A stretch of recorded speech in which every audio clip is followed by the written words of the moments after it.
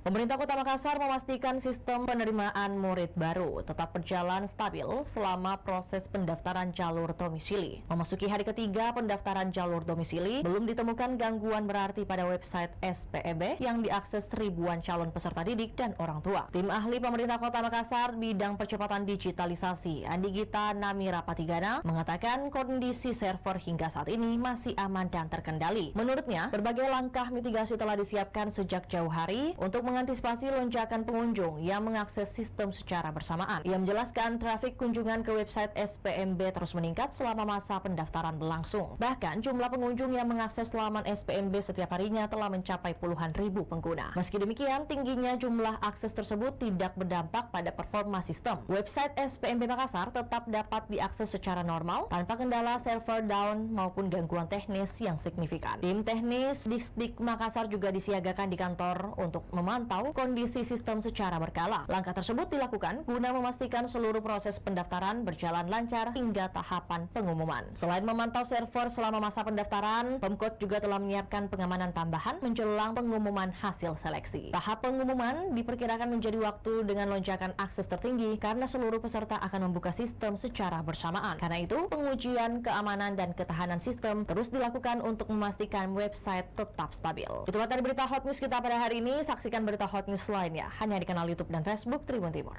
Download Tribun X sekarang, menghadirkan lokal menjadi Indonesia.